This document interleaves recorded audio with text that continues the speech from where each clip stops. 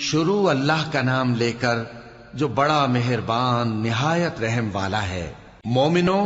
اگر تم میری راہ میں لڑنے اور میری خوشنودی طلب کرنے کے لیے مکے سے نکلے ہو تو میرے اور اپنے دشمنوں کو دوست نہ بناؤ۔ تم تو ان کو دوستی کے پیغام بھیجتے ہو اور وہ دین حق سے جو تمہارے پاس آیا ہے منکر ہیں، اور اس وجہ سے کہ تم اپنے پروردگار یعنی اللہ تعالیٰ پر ایمان لائے ہو، پیغمبر صلی اللہ علیہ وآلہ وسلم کو اور تم کو جلا وطن کرتے ہیں۔ تم ان کی طرف پوشیدہ پوشیدہ دوستی کے پیغام بھیجتے ہو، اور جو کچھ تم مخفی طور پر اور جو علل اعلان کرتے ہو وہ مجھے معلوم ہے، اور جو کوئی تم میں سے ایسا کرے گا وہ سیدھے رستے سے بھٹک گیا۔ اگر یہ کافر تم پر قدرت پالیں تو تمہارے دشمن ہو جائیں، اور ایذا کے لیے تم پر ہاتھ بھی چلائیں اور زبانیں بھی، اور یہ چاہتے ہیں کہ تم کسی طرح کافر ہو جاؤ۔ قیامت کے دن نہ تمہارے رشتے ناتے کام آئیں گے اور نہ اولاد۔ اس روز وہی تم میں فیصلہ کرے گا، اور جو کچھ تم کرتے ہو اللہ اس کو دیکھتا ہے۔ مسلمانوں، تمہیں ابراہیم اور ان کے رفقا کی نیک سیرت کو اپنانا ضروری ہے۔ جب انہوں نے اپنی قوم کے لوگوں سے کہا کہ ہم تم سے اور ان بتوں سے جن کو تم اللہ کے سوا پوجتے ہو بے تعلق ہیں، ہم تمہارے معبودوں کے کبھی قائل نہیں ہو سکتے، اور جب تک تم ایک اللہ پر ایمان نہ لاؤ ہم میں تم میں ہمیشہ کھلم کھلا عداوت اور دشمنی رہے گی۔ ہاں، ابراہیم نے اپنے باپ سے یہ ضرور کہا تھا کہ میں آپ کے لیے مغفرت مانگوں گا، اور میں اللہ کے سامنے آپ کے بارے میں کسی چیز کا کچھ اختیار نہیں رکھتا۔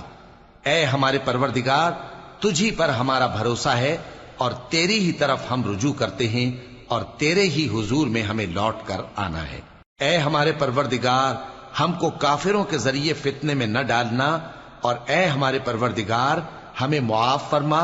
بے شک تو غالب ہے، حکمت والا ہے۔ تم مسلمانوں کو یعنی جو کوئی اللہ کے سامنے جانے اور روز آخرت کے آنے کی امید رکھتا ہو اسے ان لوگوں کی نیک سیرت اپنانی چاہیے، اور جو روگردانی کرے تو اللہ بھی بے نیاز ہے، لائق حمد و ثنا ہے۔ عجب نہیں کہ اللہ تم میں اور ان لوگوں میں جن سے تم دشمنی رکھتے ہو دوستی پیدا کر دے، اور اللہ قادر ہے اور اللہ بخشنے والا ہے، مہربان ہے۔ جن لوگوں نے تم سے دین کے بارے میں جنگ نہیں کی اور نہ تم کو تمہارے گھروں سے نکالا، ان کے ساتھ بھلائی اور انصاف کا سلوک کرنے سے اللہ تم کو منع نہیں کرتا۔ اللہ تو انصاف کرنے والوں کو دوست رکھتا ہے۔ اللہ انہی لوگوں کے ساتھ تم کو دوستی کرنے سے منع کرتا ہے جنہوں نے تم سے دین کے بارے میں لڑائی کی اور تم کو تمہارے گھروں سے نکالا اور تمہارے نکالنے میں اوروں کی مدد کی، تو جو لوگ ایسوں سے دوستی کریں گے وہی ظالم ہیں۔ مومنوں، جب تمہارے پاس مومن عورتیں وطن چھوڑ کر آئیں تو ان کی آزمائش کر لو، اور اللہ تو ان کے ایمان کو خوب جانتا ہے۔ سو اگر تم کو معلوم ہو کہ وہ مومن ہیں تو ان کو کفار کے پاس واپس نہ بھیجو کہ نہ یہ ان کو حلال ہیں اور نہ وہ ان کو حلال ہیں، اور جو کچھ انہوں نے ان پر خرچ کیا ہو وہ ان کو دے دو، اور تم پر کچھ گناہ نہیں کہ ان عورتوں کو مہر دے کر ان سے نکاح کر لو،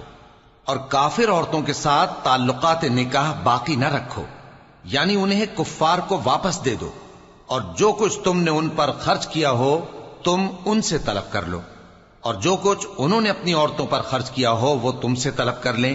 یہ اللہ کا حکم ہے جو تم میں فیصلہ کیے دیتا ہے،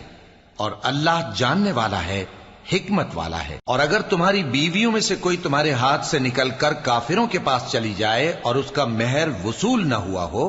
پھر تم ان سے جنگ کرو اور ان سے تم کو غنیمت ہاتھ لگے، تو جن کی بیویاں چلی گئی ہیں ان کو اس مال میں سے اتنا دے دو جتنا انہوں نے خرچ کیا تھا، اور اللہ سے جس پر تم ایمان لائے ہو ڈرتے رہو۔ اے پیغمبر صلی اللہ علیہ وآلہ وسلم،